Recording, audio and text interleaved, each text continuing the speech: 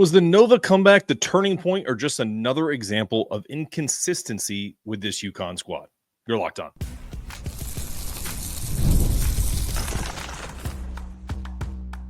You are Locked On UConn, your daily podcast on the UConn Huskies, part of the Locked On Podcast Network, your team every day.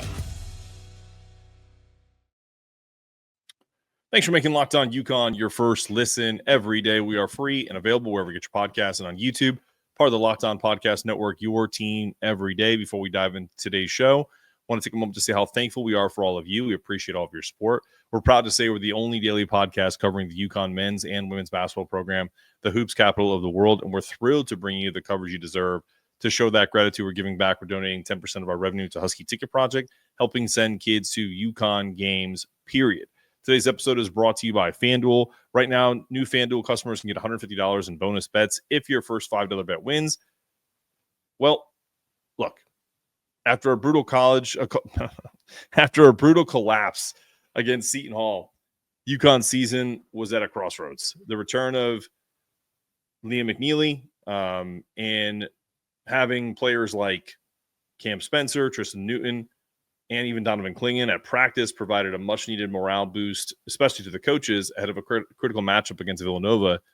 With their tournament hopes teetering a little bit and going into almost bubble or jeopardy mode, the Huskies found themselves down 14 points in the second half before mounting that furious 27-6 run to secure a 66-59 victory over the Wildcats. The game was highlighted both UConn's potential and recurring issues that have plagued them all season. Joining the show today is Michael Cohen, a college football and basketball reporter for Fox Sports.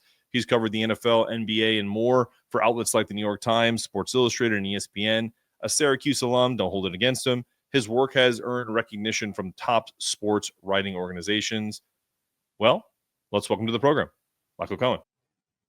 All right, let's bring him to the stage. All right, Michael, appreciate you jumping on. Look, you wrote a great article. I think a lot of fans are thinking about exactly what you wrote, maybe not articulating as well as you can because you're a professional journalist. But, you know, is this part of the season, this UConn teetering? Is it a turning point? Did UConn's comeback win feel like a sign of resilience or a galvanizing moment, as you and I both heard in Dan's press conference? Or is it just another example of who they are, their inconsistency? Can I say all of the above? Sure. I think from a mentality standpoint and from a toughness standpoint and from a resiliency standpoint, I think it can be galvanizing. I think it can be a shot in the arm for a team that really needed something that says, like, yes, we are still the two-time defending national champions. We still have, the UConn across our chests. We still have a fan base that will support us, even though they booed us in this same building against DePaul, 3 weeks earlier. But I think to suggest that what happened over the last 12 minutes of that game would be enough to say that the inconsistencies this team has shown through 3/4 of the season are now suddenly no longer a concern or gone or unlikely to resurface, I think that would just be ignoring too much data, too many data points that we have by this point in the season. That doesn't mean they can't get hot and win 3 or 4 or 5 in a row. I mean, certainly they won, 7 or 8 after the Maui Invitational and came back and bounced back. So they're obviously capable of stringing together the victories. But you look at what they've done over the last 4 to 5 weeks, and it's been win-loss, win-loss, win-win, loss, win-loss, and it's just back and forth, back and forth. Some of that, I think, is the nature of the Big East. More of it, I think, is just an indication that this team doesn't have the night-in, night-out consistency that some UConn fans grew accustomed to over the last 2 seasons. So I think it's a little of both. If you told me they could make a run into the second weekend of the NCAA tournament, I would agree with you. If you told me that they were to flame out in the first round, I would totally buy that too. I think a lot of it's going to be matchup dependent, which is what Hurley has started alluding to, in some of his post-game pressers, which is that this team just doesn't match up well with certain teams. And I don't think that's a feeling that the coaching staff had at all during last year's run. I couldn't agree with you more. We have said this team could easily have a magical run to the Final Four, and they'd be the biggest story going for a three-peat, or they could lose as a 6 seed if they end up getting that high to an 11 in the first round. So we're with you. We feel like we can lose to Central Connecticut State and also beat Duke. Both are Blue Devils, right? So that is easily UConn's path. You were there with me on Tuesday. Dan said something that I thought was really interesting because I asked him this question about having Tristen and Cam back around the last few days, and as well as Donovan Clingan has been around, I guess, at practice, and he was there for the Seton Hall game. Maybe he's the jinx because he couldn't beat Seton Hall either. I'm joking around with Donovan, but in your opinion, do we make too much of like special appearances of players that it's like impossible to lose with Tristen and Cam in the building or Donovan Clingan behind the bench? I don't think it's naive to say that their influence can be a positive one on a given game. And I especially think for a team that is beat up physically, still trying to get back some players healthy from injuries, a team that is beat up mentally after the Seton Hall collapse last weekend, seeing the faces of guys who brought that team to a higher level and arguably its highest level maybe since like 2004. You could say that having those guys around would absolutely be a confidence boost or a reminder of what this program can be, or that the players that are now on the team were recruited to the same program that those guys were. So obviously the coaching staff saw things in them and saw enough in them and believed enough in them to bring them here and think that they could be the next wave of guys. So I don't think it's naive at all to suggest that those players being around the facility and being at games can have an influence. I think it would matter more to have them in stores than it would at games in general. I think having them at practice, at meetings, around, that to me would be more valuable than having Cam Spencer behind the bench. But hey, if Cam Spencer behind the bench, reinforces to Alex Caravan or Solo Ball or whoever the guys are remaining that he's played with, Samson Johnson, etc., if he can give them a little, nudge or push based on what he knows about them, maybe that does help. But to suggest they're infallible and those guys are in the building, I don't think that would be the case, but they can definitely help a team like this. There's no question. I agree. I just a couple of notable examples of it not working. Recently, they had Ben Gordon's induction night, lost to St. John's. I was there for all the pregame festivities. They had Emeka Okafor in the building. Now, granted, that's still 20-something years ago, so maybe these guys are like, those are old heads, and maybe it helps to have some younger guys. But also in other sports, I remember my lowly Giants having Eli Manning Day ruined by Daniel Jones, and Carlos Rodon had like 4 home runs hit on him on like Derek Jeter night. So it may give you a lift, but if you don't have the stuff, you don't have the stuff that day. So totally agree with you that it can get, especially at the college level. Last question on this segment before we move on. Dan has been really vocal about his frustration with the team and their execution. How much of this is on, because we've had this debate a little bit in UConn Nation, coaching or roster construction? Because you wrote a great article a long time ago about last year on how they built this offensive juggernaut. I think they thought the roster was going to be a little different between having Aiden and Terrace play bigger roles. You're seeing Terrace kind of step up a little bit more than Aiden, obviously. Kind of break that down for us. Coaching more, is it more coaching versus the roster construction? I think this year in particular, it's probably a little bit more roster construction. And then maybe once that roster construction didn't go the way that they envisioned it, maybe then it's perhaps not adjusting as well coaching-wise or not creating enough schemes specific to this player. That I can't really speak to. The roster construction, I think, is a little bit easier for people to see. Obviously they expected more from Aiden Mahaney. That goes without saying. They wanted him to be the starting point guard for this team. He was the number 2 combo guard in the portal, according to 247 Sports. So there were obviously tons of other people that evaluated him highly as well. And so UConn missed on that one. I think it's pretty clear, at least in the short term. And they wouldn't have been the only team. There would have been others that would have wanted Mahaney as well. Maybe he would have worked out better in a different situation. That's impossible to say. But he was obviously one of the most coveted guards in the portal, and it just hasn't worked out that way. He's too small. He's not strong enough. Physically, he's overmatched, defensively especially, and it just hasn't gone the way that they wanted. I wonder if they won. My thought with this is, did they need a third big man? And that to me is maybe 2 things. One, is Yusuf Sangare's development either slower or not coming along the way that they thought for him to be a guy that could give you 6 to 7 minutes a game, and that's really all a third big man needs to give you, 6 to 7 minutes.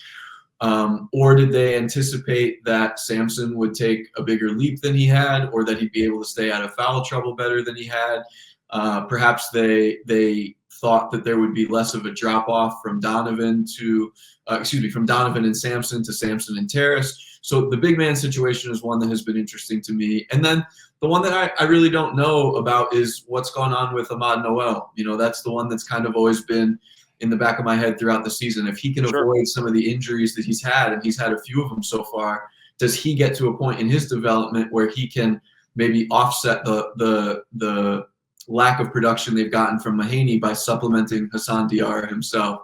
So I think the roster assembly here was a little bit – it just didn't quite go the way that the coaching staff thought. And after 2 years of basically not making a single mistake ever in roster construction, the law of averages suggested that at some point, the bill was going to come due.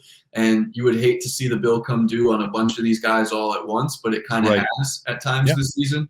The only real coaching thing that I can point to, and again, I'm sure they would have a much more viable explanation for this than my untrained eye, but I often wonder if at times this season they've been asking Alex to try and do things that are just a little bit beyond what he's athletically capable of doing. And I think about a lot of the games, the one-score games that they were in the middle of the season when he was the guy taking the last shot all the time. And I don't think there's anything wrong with giving your most intelligent, most experienced, most accomplished player the last shot. But asking him to create off the dribble, or asking him to elevate over guys, or asking him to come off a screen and then have to put it on the floor and do something other than spot up shoot, I think that's asking a lot from him, because for as talented as he is, he's probably the least athletic starter that they have. And you're asking your least athletic starter to basically win one-on-one plays and use athleticism to beat guys. And so there were 3 or 4 games in a row where I wondered why they kept going to that well, instead of maybe trying to go to solo ball, trying to go to other people. And so that's really the only little coaching thing that I feel comfortable raising an opinion on, because everything else I'm sure they have viable explanations for. Absolutely. Well, when we return, we're going to kind of stay on this topic, but also kind of expand on it and get into maybe some of the root problems with this team. And the last topic, of course, is it's eligible. So we'll come back with Michael Cohen after the break. Looking to optimize your nutrition this year? Factor makes eating well easy with chef-prepared, dietitian-approved meals that are fresh, never frozen, and ready to heat and eat in just 2 minutes. With 40 options across 8 dietary preferences every week, you can customize your meals to fit your lifestyle, whether it's Calorie Smart, Protein Plus, or even Keto. Plus, Factor even offers wholesome smoothies, breakfast, and grab-and-go snacks to keep you fueled all day long. I love how Factor takes the stress out of meal planning.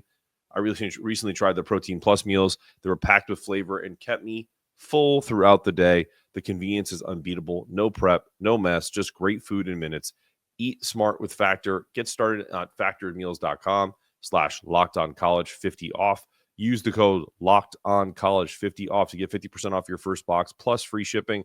Remember, this is a long promo code. Just remember, that's LockedOnCollege50 off at factormeals.com/LockedOn50 off to get 50% off plus shipping on your first box.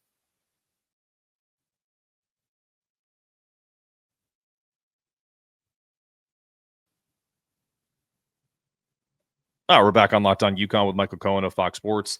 Why don't you tell everybody where you can find your articles? I know you have your own website, things of that nature. Let them know where they can get all your great work. Yeah, absolutely. You can find all my stories on foxsports.com. There's a feature there where you can search by author. So if you search my name, you can find everything that I write on college basketball and previously college football, although that season's a little wrapped up now. And then on Twitter at Michael_Cohen13. There you go. All right. Let's explore that Alex Caravan thought, because we, myself and others who I've had the contributors on the show. So when I say we, I mean the people that kind of make the show with me. We've talked about how Alex, and I've never been on this show saying that Alex Caravan was going to make this leap to being, the second coming. Because I, just like you, feel that he is the smartest guy on the floor. He does so many little things that unless you're there, you don't see. And then on top of it, you're asking Alex to do things, as you said, that he's probably a little bit out of his depth. And I think it's unfair to him, to be honest with you. Like, so I do think that is the one coaching mistake, if you will, or kind of blind spot. Because I've asked Dan about the roster, and he said maybe we have a blind spot on a couple different things. I think, and this is the question I'm asking you, I'm a long-winded way of asking this question, which is, do you think Dan has almost loyalty as being one of his greatest characteristics to his players, but that can be a negative? Because I feel like his loyalty to Alex could have impacted 3 or 4 games this year where could have went the other way. Yeah, I think that's a fair point to raise. And, loyalty, I think, to the guys that got you there is largely a good trait to have, especially in a coaching profession where guys move around all the time. And, Luke Murray being with him for a third stint, that kind of thing is the type of loyalty that I think has made Dan Hurley who he is in part. I think when it comes to this team, this is just based on, my opinion here. This is not based on any inside reporting, but I wonder if there was so much turnover from last year's team that by default he kind of just gravitates toward the guys that were in the wars with him before. And I don't think it's necessarily that like he doesn't believe in the other guys, but giving them more opportunities would mean relinquishing a little bit of trust in some of the guys that he has. And it's not because he doesn't trust those guys either, but there's only one pie to go around, and you have to figure out a way to do that. So I could see an argument where, guys like pushing Hassan through the injury for 30 plus minutes, maybe when he didn't have to in certain games or shouldn't have in certain games, riding Caravan 38 minutes all the time, drawing up the plays for him. I think some of it is like, those are just his dudes. Those are the guys he won 2 titles with. He wants to stay on the horse with them. And giving the trust to new people it can be difficult. And I think that there was so much he loved about last year's team that it becomes a little challenging with a bunch of new faces this year. What's funny is you made this gesture and you started talking about trust, and all I can think about is Meet the Parents with the circle of trust. And that character played by Robert De Niro is famously a control freak. He wants everything to be done at a specific time.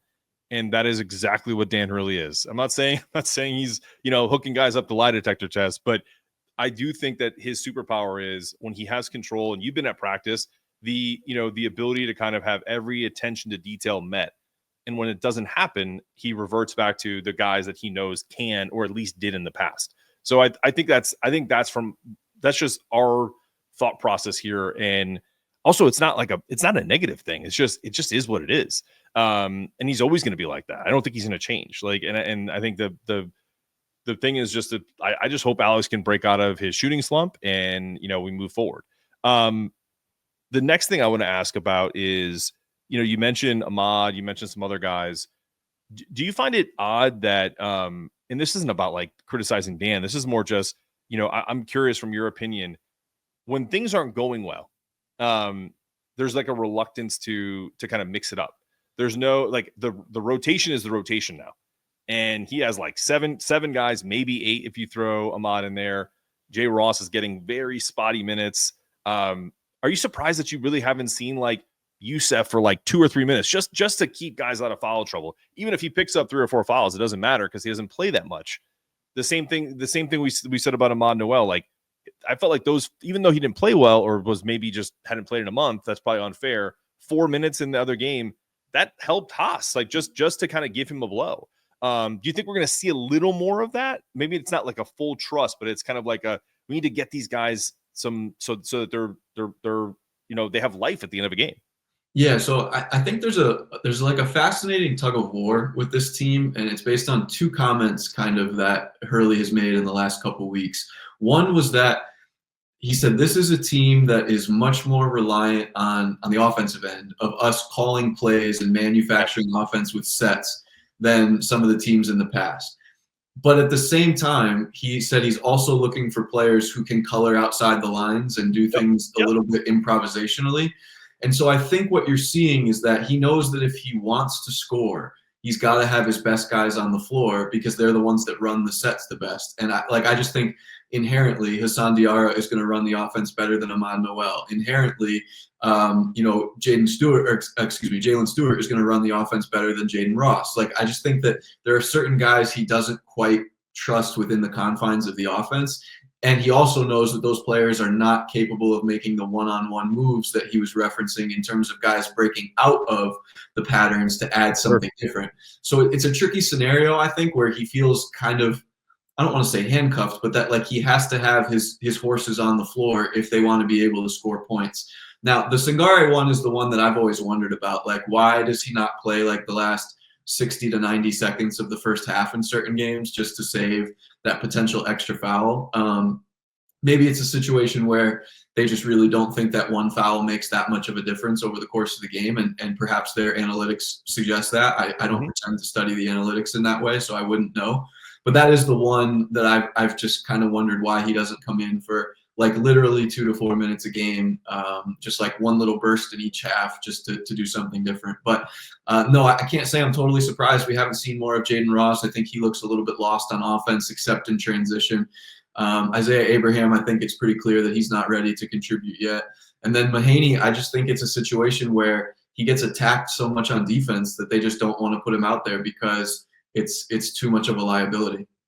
Do you think last segment on this topic, and I kind of went rogue on you here and went off the subject, but I feel like we were bringing up good points. You think there's a moment where, I don't know if it's St. John's or, maybe in the Seton Hall rematch or against Marquette. Do you think that there's a moment where Dan looks down at the bench and skips over Aiden and just goes straight to Ahmad? Do you think that's possible this year or no? That's a really good question.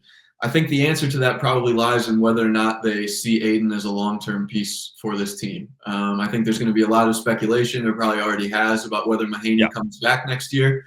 I think if they believe that there's a player in there, then it would be unwise to shut him out for the remainder of the season and not show that they have faith in him, or at least that they believe that there can be opportunities where he can help this team. And I think there's a reason why Hurley continues to mention the Baylor game every time he's asked about Mahaney, because it's a way of not only reminding the public, but more so reminding Mahaney anytime that kid happens to open social media that Hurley does remember when he directly contributed to a win and was essential to a huge victory that kind of got their season back on track after the Maui Invitational. So could they go straight to Noel? I guess I could see it, but to really leave Mahaney on the bench for 40 minutes, I think would basically be telling him that they don't see him as a part of the team this year or next year. And so I guess it comes down to, do they want him back in 2025, 26? And I just don't know the answer to that. Totally agree. All right, we're going to take one more quick break, and then when we come back, we're going to ask Michael Cohen here as if he thinks it's salvageable. We'll come back to that idea of potentially Villanova being a momentum builder coming up after the break. When the game tips off, the NBA action is just getting started, and there's no better place to get in the action with FanDuel, America's #1 sportsbook. With FanDuel, you can place live bets throughout the game, even though you may miss the opening tip. Or if you want to bet on a fourth quarter comeback, you can stay in the action. And if you're looking for a bigger payout, you can even combine your live bets into a same game parlay. Incredible. I love using FanDuel's live betting feature because it keeps every moment of the game exciting. Whether I'm backing my team for a late game rally or picking players to hit clutch threes, I'll never forget the feeling that I won on some live bets, but also that I never get to miss a chance to kind of win some money. Right now, the new FanDuel customers can get $150 in bonus bets if your first $5 bet wins. Just visit FanDuel.com to join today. That's FanDuel.com. Your shot at $150 in bonus bets. Make every moment more with FanDuel, the official sportsbook partner of the NBA.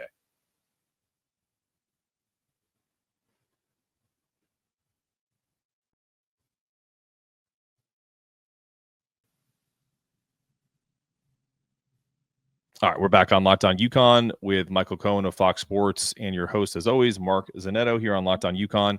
All right, back to this topic of, UConn's been a bit bipolar or Jekyll and Hyde, however you want to call it this year. The idea of this being a momentum builder. You were in the building, as was I. I kind of felt like this was, and I wasn't there for the DePaul game, but this felt a little different. The booing of the team against DePaul, which I said I think was a little much, right? I don't think there were boos, but it was up to the officials. the crowd was, and I think you can attest to this, was at like a fever pitch.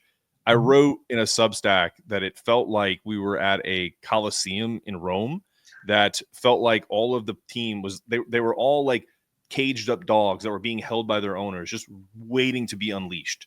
And then it finally happened with 10 minutes to go in the second half, 27-6 run. Like that felt different than the DePaul game. Was kind of like a slow drag of getting back and then taking the lead. It almost felt like that was inevitable. I don't think anyone thought that Villanova game was inevitable for them to win. What are your thoughts? Yeah, I think it felt different. And I think there are some things to point to in that game that could certainly be game changers in the coming weeks. I think if it is true that Hassan Diarra is actually starting to feel a little bit better and can move a little bit better and can continue that upward trajectory health-wise, that will be huge for them in the coming weeks, because he is probably their only ball handler that can create a little bit of anything for himself late in a shot clock. Oops, sorry.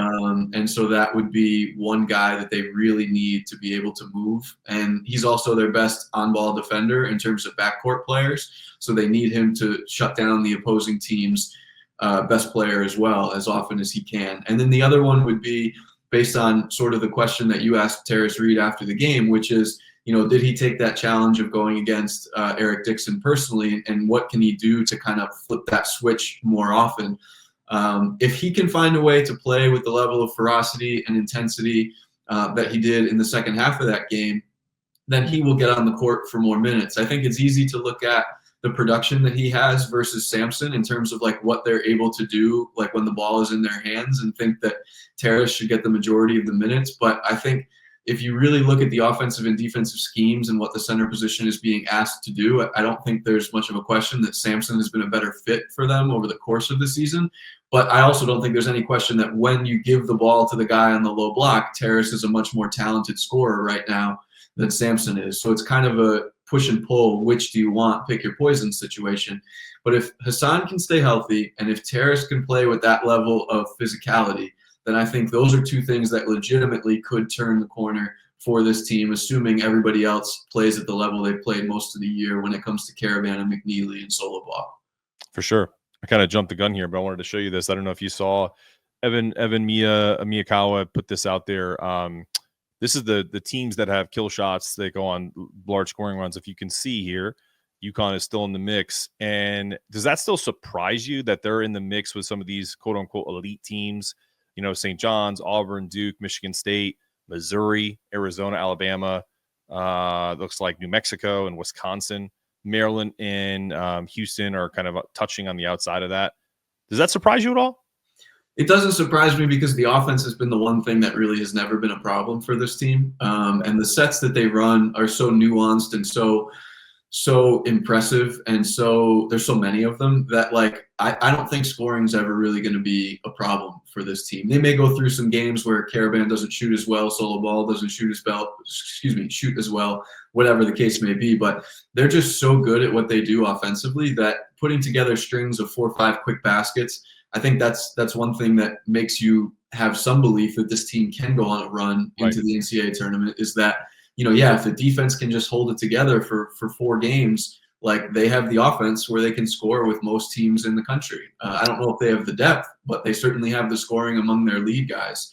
And so that particular graphic doesn't surprise me too much. Now, if there's one where you looked at, there's another one I saw today where it was scoring droughts of 4 minutes and teams in the top 50, and UConn had the second most scoring droughts of 4+ minutes of teams ranked in the top 50 behind San Diego State. So pick your poison again. Which one are you going to get?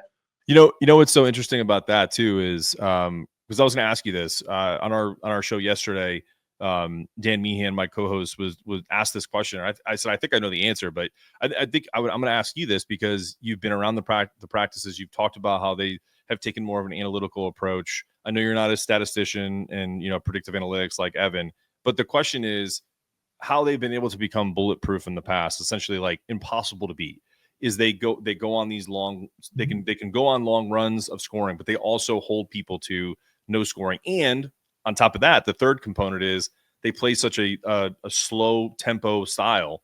They only go fast when there's an opportunity to get out in transition, but they're basically a half court team. Mm-hmm. So it limits the possessions from the other team. So if they get up 10, it feels like 30.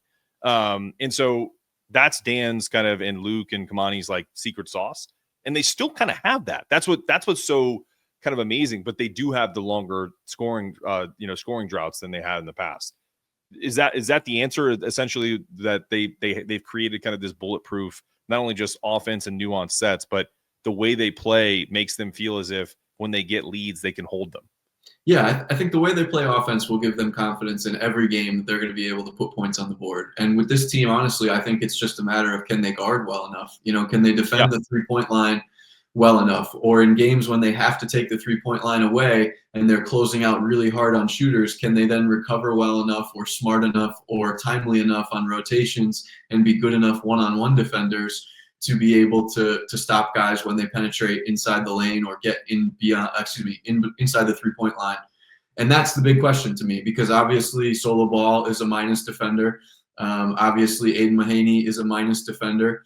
You look at Hassan Diarra, he's a plus defender when healthy. Caravan, I would say, is middle of the pack, but guys back him down and he struggles to get lift off the floor.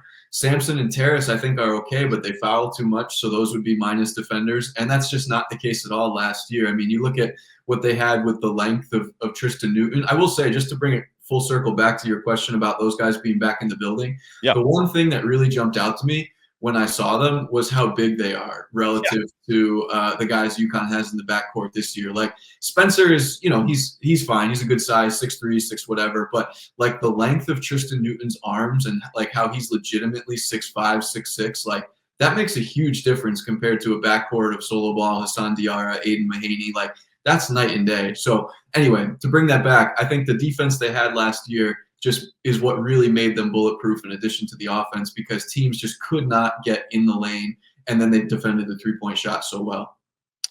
Yeah, and to your point about the two of them, before I get to my last question, I didn't say hi to Tristen because he was bombarded by too many people, but I did get to say hi to Cam quickly. Cam is a full 6'4", and he's also wide. Like, he's a big guy. Like, I have big, broad shoulders, but I'm only 5'11". And so you add another 5-6 inches on top of that, and all of a sudden I might look like a linebacker. You know what I'm saying? Like he's a big dude, and he looks a little unassuming, but man, like he just is. Cam is Cam. Cam looked like he wanted to get in the game in that. And by the way, I don't know if you saw that. He's literally, there's a picture of him. The only person in that section that's standing up is Cam. Like he's literally standing over the bench, just like analyzing and being like, oh man, I would just give anything to be in there right now. The ultimate competitor. Last question. Given the remaining schedule, then the Big East tournament, where do you see UConn ending up in the NCAA bracket? Like, what's their seed according to Michael Cohen?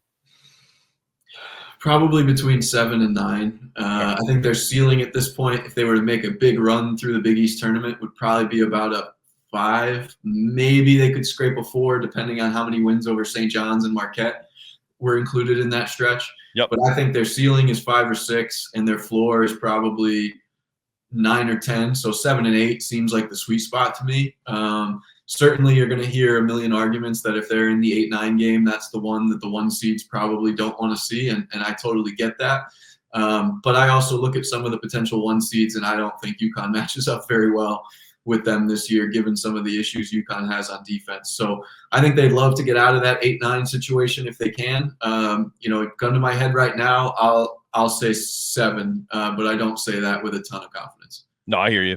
The only reason why I'm rooting for the 8 seed is because everyone has them in Raleigh, and that's only an hour from me. So that would be pretty cool. And also it would be kind of cool if it's Duke to win that first game, and then, at minimum give them a run for their money. Cause I do feel like they don't match up well on paper with Duke, with Auburn, with Florida, the 1 seeds that are on paper, like Tennessee, but I'll take Dan Hurley against some of these kind of novice coaches in a pressure situation any day of the week. But the matchups I was referencing was more player for player, not coach. Yeah, absolutely. I totally agree. Couldn't agree with you more. All right, Michael, appreciate your time. That's been another episode of Locked On UConn. For your host, Mark Zanetto, and of course, Michael Cohen. Ask you to stay locked in, stay connected, make sure those toughness meters are always rising. And as always, go Huskies. Go Huskies.